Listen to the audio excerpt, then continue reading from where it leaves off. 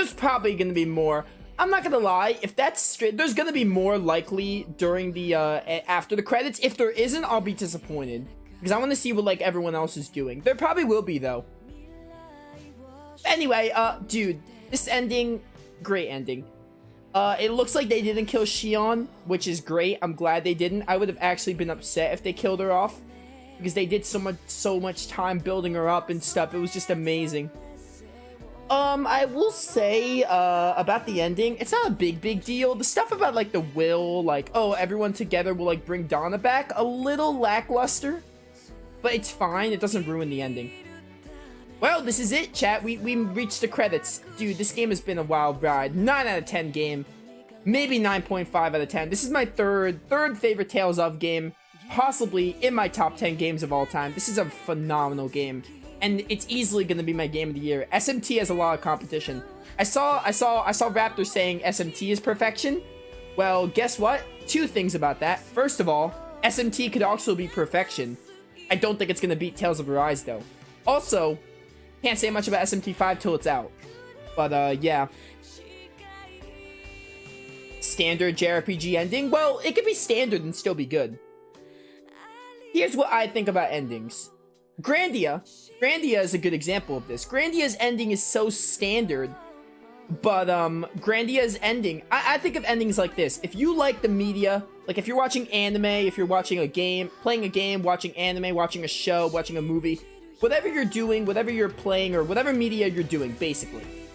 I think of the ending, it doesn't matter how out of the world the ending is. Like, I think the time I spent with the characters and the story, the investment, the characters really just make the ending. If I love the characters, if I get a happy ending in the game, I consider it fine. If it's standard, that's also fine. Again, I'll be disappointed if they give us nothing. Right now, the ending's fine. We're waiting for the credits. If there's something after the credits, I can't really rank the ending yet. I will say I'm disappointed, though, if this is just the ending. If the game just ends here, that's disappointing. It's a letdown. I hope they give us stuff with, like, Rimwell, Law, Kisara. I kind of hope we get more stuff with them.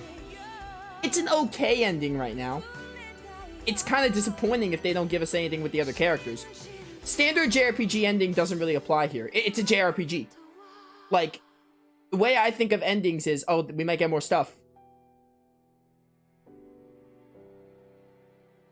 Yeah, hold that thought on the ending. Yeah, that is weird. They are only displaying the Japanese voice actors. That is kind of odd. There might be more, so I'm going to hold off my review and talking about the ending. I hope there's more, otherwise that's disappointing.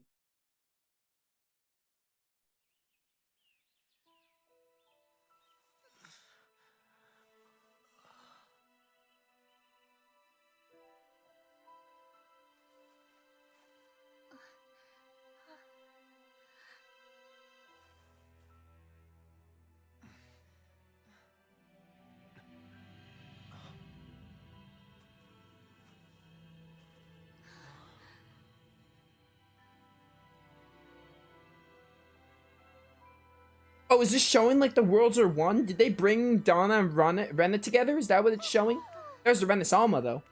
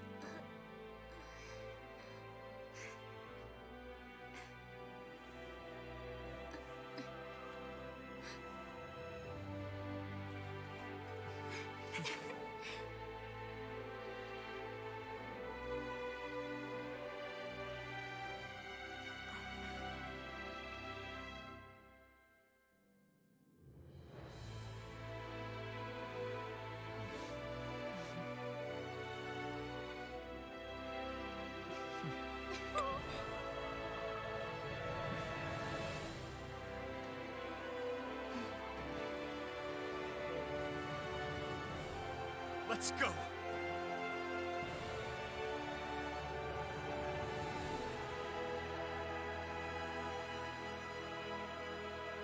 Don't tell me this is the end. Do not tell me that.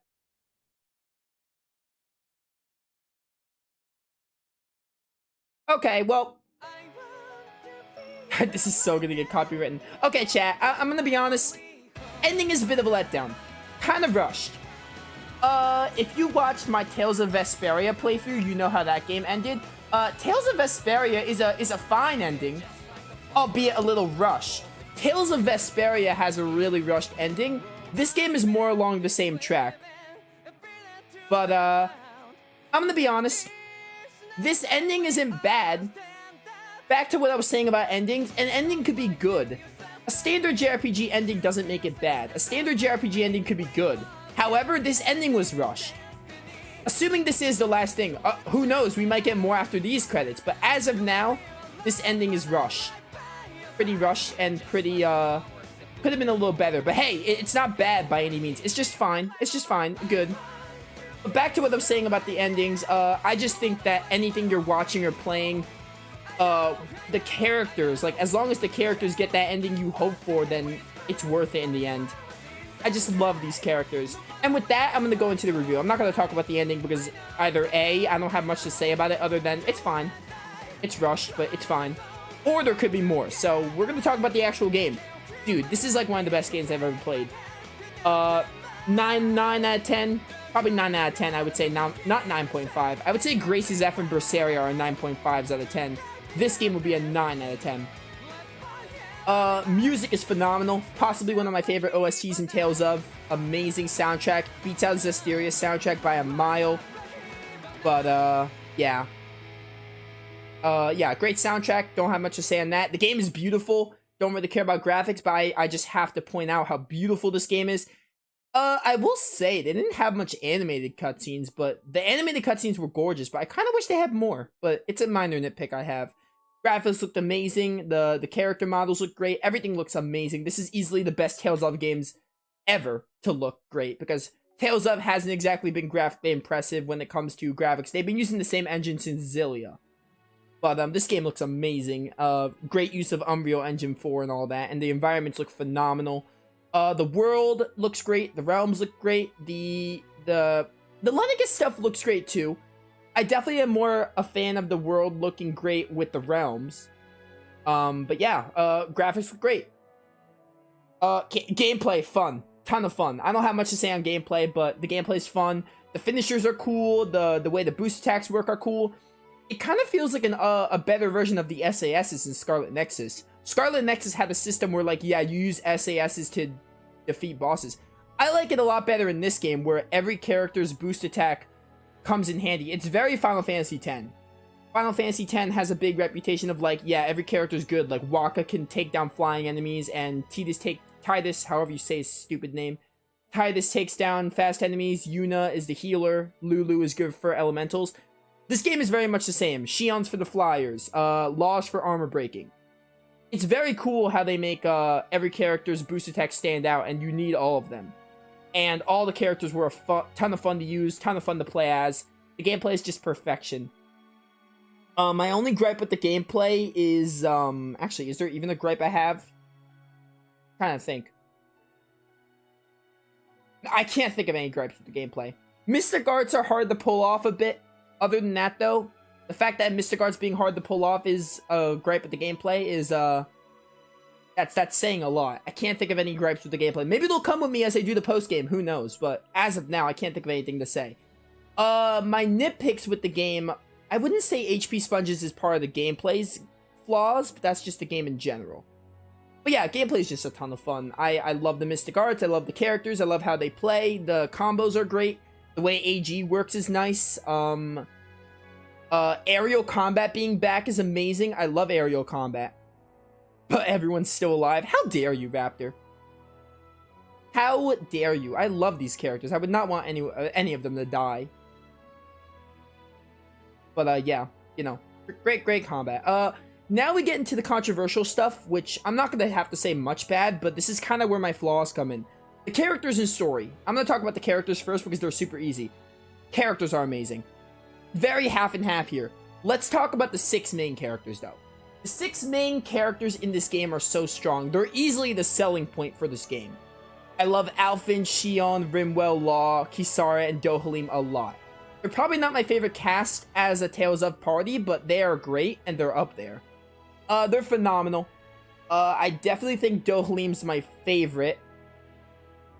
But, Dohalim's definitely my favorite.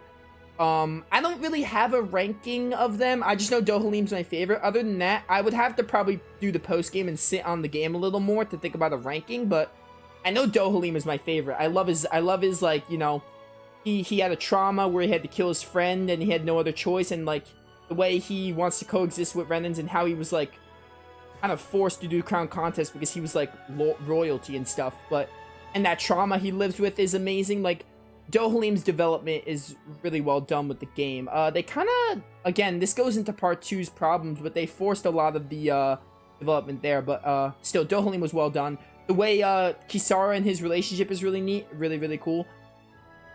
Let's talk about the others. Are they going to give me anything else? That's a really nice picture, by the way. Except Dohalim, Rimwell, maybe Law, the rest meh. They're all great. I disagree. Heavily disagree. I mean, at least you realize... Well, I don't know. I disagree.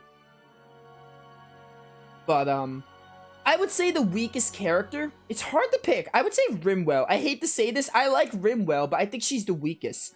Mostly because she didn't really get much, She didn't really get a defining story arc. Her story arc was like, you know... I don't know. I feel like the whole thing with Almedria, it's neat, you know, giving her a path of vengeance. It's not bad. I just feel like it came out of nowhere when she said, like, oh, Almedria, you killed my parents, I have to kill you. Like, that came out of left field a bit. But that was them trying to give Rimwell her character arc. And it's not bad, but I just feel like everyone else's is so strong. But let's just talk about the others, and I'll get to Rimwell. I think Rimwell's the weakest, but I do like her, still. The fact that Rimwell is the weakest and I still like her is saying a lot. Let's talk about the others. Dohalim's great. I love Dohalim. His whole, like, the trauma is neat, and the way they do his character, and how he feels like he has to repent his sins and everything, and his dream of, like, you know, being different from the other lords, really amazing. Kisara is also great. She really complements Dohalim well. The way that they do the pairings in this game is awesome. Like, Alphen and Shion is, like, kind of the standard, male character, like Judah Mila, but it's still well done. I'll talk about them later. Kisara is great, how she kind of keeps Dohalim from going astray. Like, every time Dohalim was like, oh yeah, Faria, you deserve to kill me, Kisara was there to, like, keep Dohalim on the path. That was really good. Just Kisara and Dohalim's relationship is really nice. And how she started calling him Do at the end, that was really cool. Very, very neat symbolism there. But yeah, Kisara is great. Kisara did really well. I feel like the Menancia act, dude, the Elder Menancia act was well done. But, the way Kisara and Dohalim were developed in the Menancia Act was phenomenal. That was probably my favorite arc of the game, the Third Realm, where they had, by the way, this is probably all there is for the ending, showing us pictures. This isn't bad by any means. I kind of wish they did more with the ending. Assuming this is the end, they might not show us anything. But the pictures are nice, but I kind of wish they actually had cutscenes. Definitely feels rushed. Oh, there's Rimwell. But anyway, I want to keep talking about the game. But, dude, the Elder Menancia act was really well done. Magal dying, like, again, Magal dying was used to develop Kisara, and they did well with it. And, the way they developed Dohalim. The Elder Menancia act was really good for Kisara and Dohalim's relationship and developing them, and Dohalim got more development later in the game.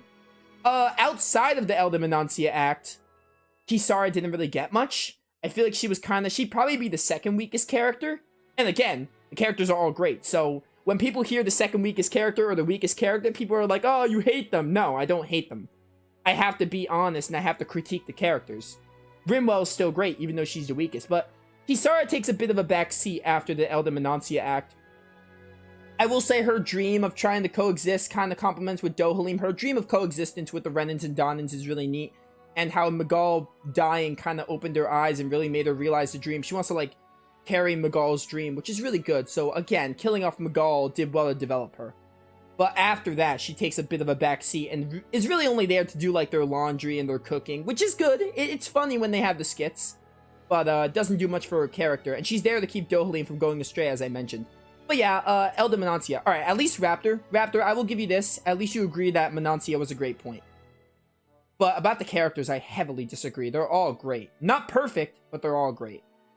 Yeah, Dohalim and Kisara are great. They go well together. Kisara on her own is good. Her with Dohalim is amazing, though. But yeah, that's all I have to say on them. Oh, that's Faria and Dohalim and Kelzalik. Not Kelzalik. Why did I say Kelzalik? What was his name? Oh, dude, what was his name? The friend of Faria that was in Lenegis. I forgot his name. It is cool that we're getting pictures. I kind of just wish we got little cutscenes, though. Every Tales of game had cutscenes associated with what they were doing, but I guess pictures is fine. Better than nothing. I kind of wish it wasn't that rushed, though. Let's talk about Law and Rimwell. Law. I love Law. Law's great. I'm gonna be honest, I wasn't on board with them killing Zephyr at first, but it did really well to develop Law as a character. Law, you know, Law, when we first ask Law... When we first see Law, he kind of hates his father and is kind of mad at him. But then when Zephyr dies, Law kind of feels bad. And Law's like, oh, like my father died and never got to do all this stuff or tell him this stuff.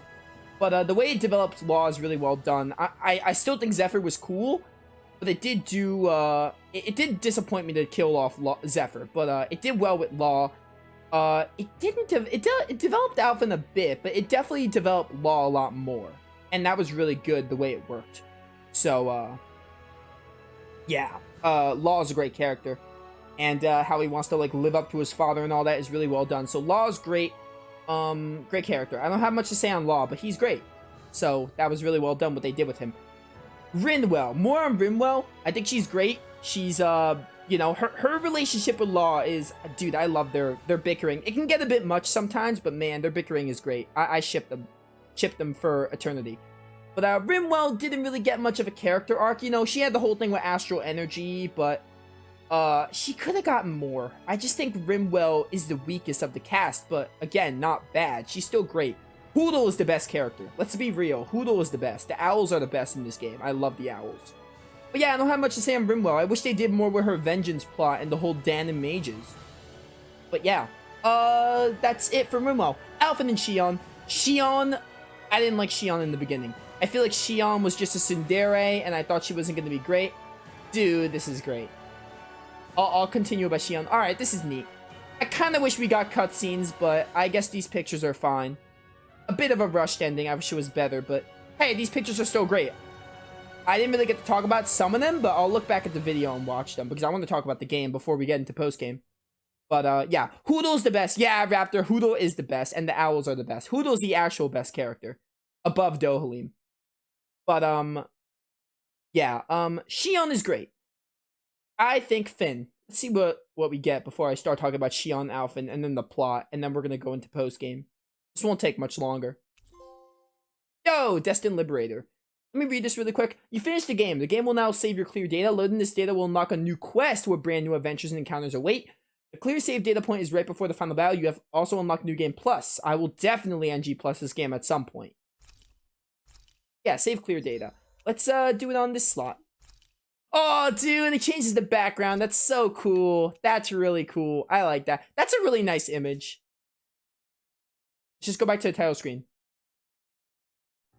No, don't play that opening.